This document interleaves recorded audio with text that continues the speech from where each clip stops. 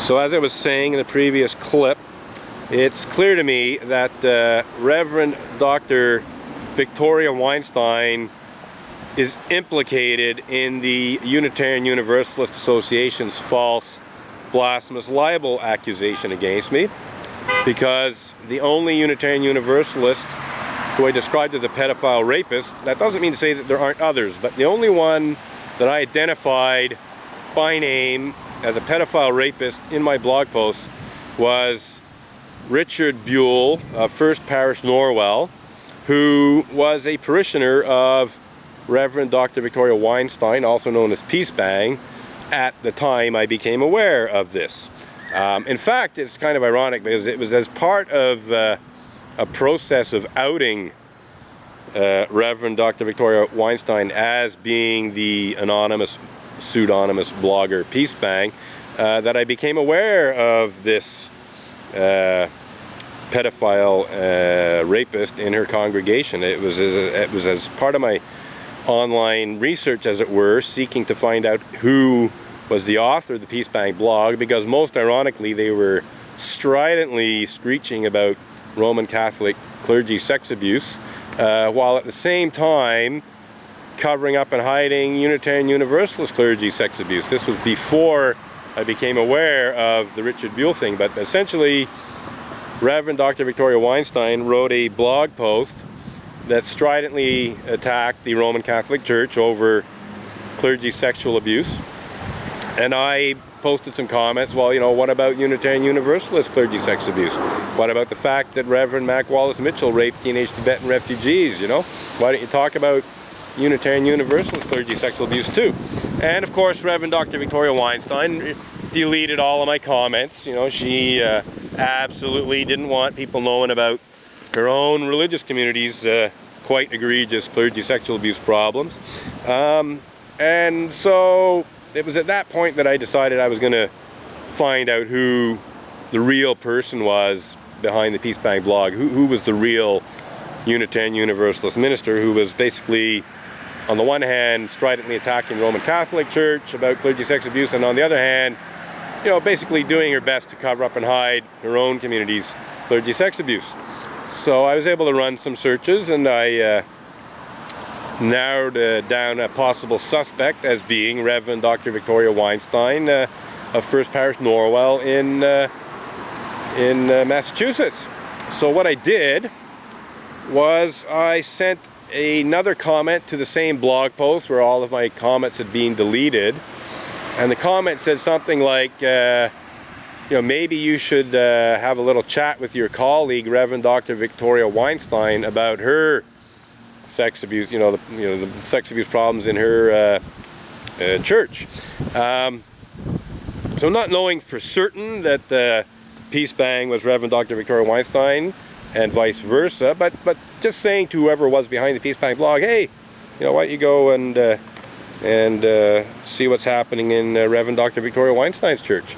And so what happens is within minutes, within less than half an hour, and more like 15 to 20 minutes, I received an email in my email inbox from Reverend Dr. Victoria Weinstein.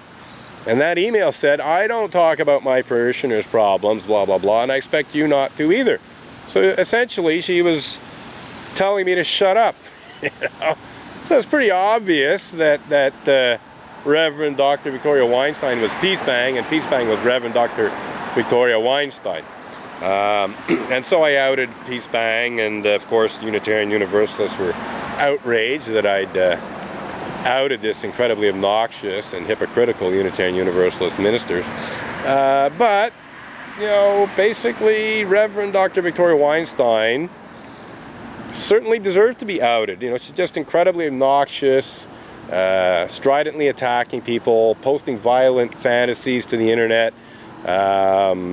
Actually, part of the legal bullying that the UUA engaged in, and in other words, like another section of the cease and desist demand letter that I was served that sought to intimidate me into removing blog posts about pedophiles and rapists in the church, also accused me, and this is hilarious, it accused me of sexual harassment of Reverend Dr. Victoria Weinstein for blogging about her sodomy fantasy. The way the letter was written, it almost suggested, that I was defaming Reverend Dr. Victoria Weinstein in saying that she had a sodomy fantasy at all. But she did have a sodomy fantasy that she posted to her Peace Bang blog. Now, she did later delete it. She did later memory hole it. But it actually was years after she posted it, and she finally got around to deleting it after I outed her. She actually deleted at least half a dozen or so of her most contentious blog posts after I outed her, and after she sought to sort of gain some public attention.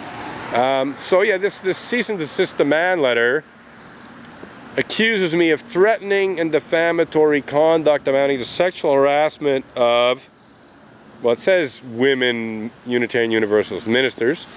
It doesn't actually name Reverend Dr. Victoria Weinstein, but Reverend Dr. Victoria Weinstein is the only Unitarian Universalist minister I know who posts her sodomy fantasies to the internet. I mean, I'm sure there's other Unitarian Universalist ministers who have sodomy fantasies, but most of them have the good sense not to post them to the internet. Anyway, getting back to things, I'm accused of threatening and defamatory conduct amounting to sexual harassment of Reverend Dr. Victoria Weinstein for publicly criticizing her obscene and sadistic sodomy fantasy. Well, here's her sodomy fantasy. Here's basically an exact quote, or a very, very, like 90% accurate quote of her sodomy fantasy. Here goes. Here's my sodomy fantasy. South Dakota State Senator Bill Napoli anally impaled on the Statue of Liberty's torch. End quote. So, Reverend Dr. Victoria Weinstein is fantasizing about anally impaling a Republican state senator on a large object on a national monument. Now, it's a fantasy. It's a fantasy that can't really happen in real life because the Statue of Liberty's torch is so huge. But nonetheless, if Reverend Dr. Victoria Weinstein's fantasy about anally impaling a person on anything, actually came true, well, that would basically be a death sentence. Anal impalement is a form of execution. I criticize this. I criticize this, over-the-top violence and sadism and obscenity and so on that Reverend Dr. Victoria Weinstein engaged in. And the point that I'm coming to is that I disagree that my public criticism of Peace Bang sodomy fantasy amounts to threatening and defamatory conduct amounting to sexual harassment of Reverend Dr. Victoria Weinstein. I don't think it's anything of the sort. Because first of all, it's not threatening her in any way. It's not defamatory in any way because I'm telling the truth. And it's not sexual harassment of her. I'm actually talking about her sexual harassment. And that's what it comes down to.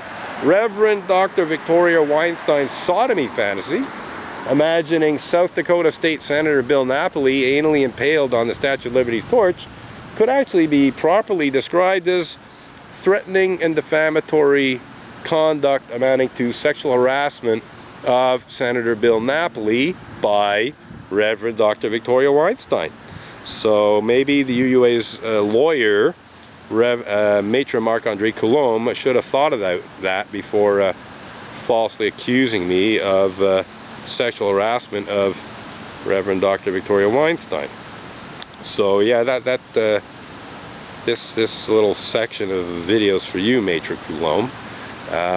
You are, quite frankly, an idiot as far as I'm concerned. Feel free to sue me for libel, but I think I can actually prove beyond a reasonable doubt that your cease and desist demand letter can be properly described as idiotic, even if you're not necessarily an outright idiot. But yes, Maitre Coulombe, I am really, really, really not impressed with your arrogant and aggressive legal bullying that seeks to cover up and hide such despicable crimes as pedophilia and rape and Peace Bang's sodomy fantasy by bearing false witness against me. But that's what you did, Maitre Coulombe. You bore false witness against me. You broke the 8th or 9th commandment, depending on how they're counted, by falsely accusing me of crimes that I never committed. That's what you did, Maitre Coulomb, and I hope you're proud of yourself. So we're going to wrap this up. It's been basically a full hour of protesting, and the weather's iffy. I'm not saying I'm wrapping up my whole protest, but we're coming to the end of the tape, or I shouldn't say tape because it's totally digital. Coming to the end of the half-hour recording segment. And yeah, well, we'll just wrap it up with this, this unsafe sect picket sign. I think most people can understand that it's a play on words, that it references the term safe sex. It used to have a question mark after the word sect. They used to soften the blow a little bit by posing it as a question, but you'll notice there's no question mark anymore. And the reason there's no question mark anymore is because there's no question in my mind, and I think in anyone else's mind who bothers to do the proper research, that Unitarian Universalism is a sect, a tiny declining fringe religion, to use a term from Reverend Dr. Reverend Dr. Peter Morales. It's a fringe religion. It's a tiny offshoot of Christianity.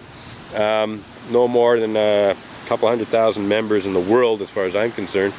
Well under 250,000 worldwide. It's not safe.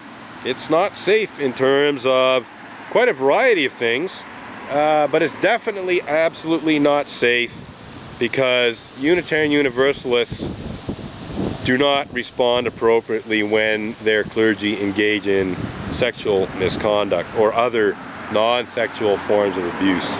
Instead of holding the minister responsible, more often than not, they blame the victim.